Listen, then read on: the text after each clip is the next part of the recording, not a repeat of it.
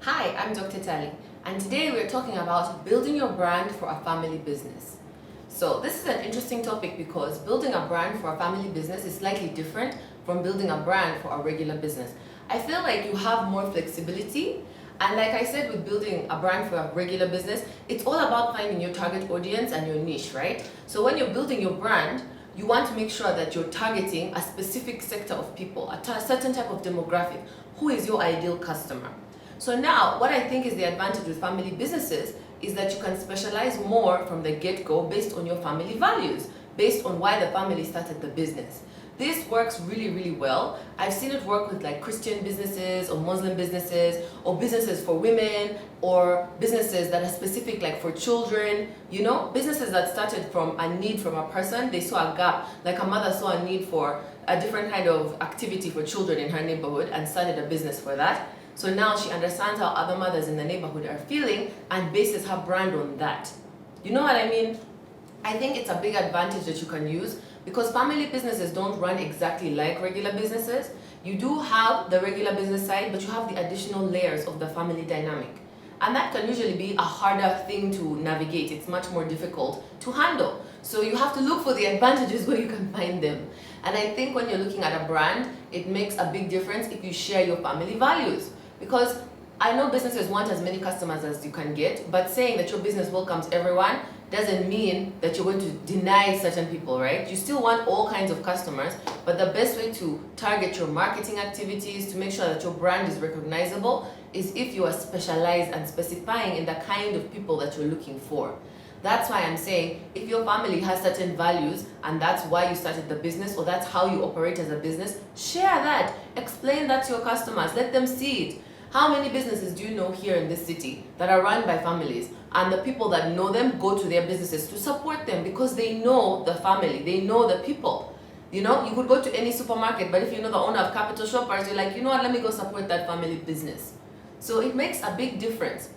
If you can use and show your family values or what makes your family different or why your family started the business and share that story, that's what's going to draw people in. That's what's going to help people connect to your business. Because these are still people at the end of the day. It's that human connection, it's that relatability.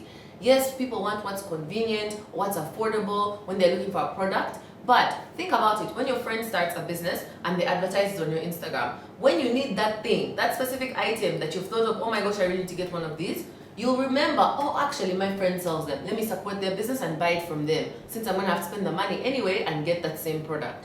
So if you tell your story, you share your family, people know the family, it makes a big difference and it builds your brand. It shows the service and the level of care and commitment that you as a family has. It's not as cold, for example, as a corporate has to be. Like many of these international companies that work here, like banks or insurance companies, they're so strict about the culture in the office. They're so strict about the rules and the policies. Yes, because they've expanded to that level, they have to be strict. They need those systems to make the machine run. But when it's a family business, you have flexibility. You can give people discounts. You have different policies. You can welcome certain guests in certain ways. You can make customized things. You can do things differently. Because you have that flexibility because it's a family-run business. And those are your family values.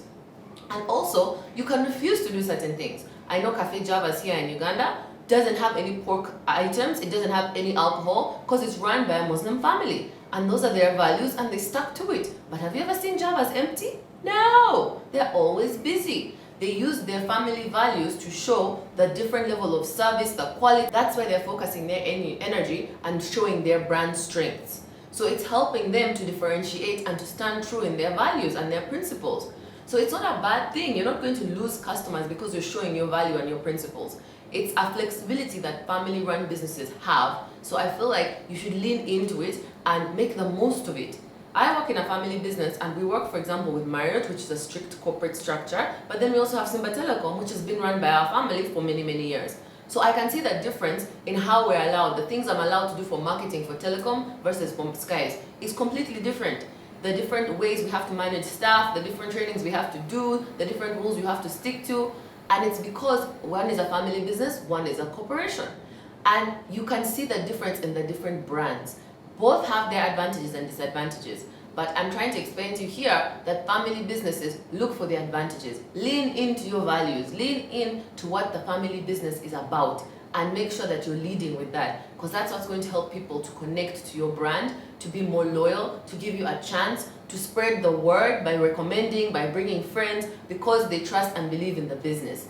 It makes a huge difference, and it builds a sort of trust level with the customers in a way that a corporation can't. A corporation, the advantage is your staff can change, your company can be in a different country and people know the brand. Like when you see McDonald's or when you see Stanbic, it's the same thing you expect anywhere in the world, right? But with a family business, you don't have that. What you have is people will know you. Oh, I know that this auntie runs this branch. Oh, I know the mother is always sitting at the head office. Oh, I know if I go into the shop, day or night, you'll find the boss there himself. You know, those small things are what build a family business, and that's the culture that also runs through your company. That's why your staff, your team, your clients, your suppliers, they all understand the culture in the business. They know the family, they know the person, and it gives you a different kind of relationship with your customers.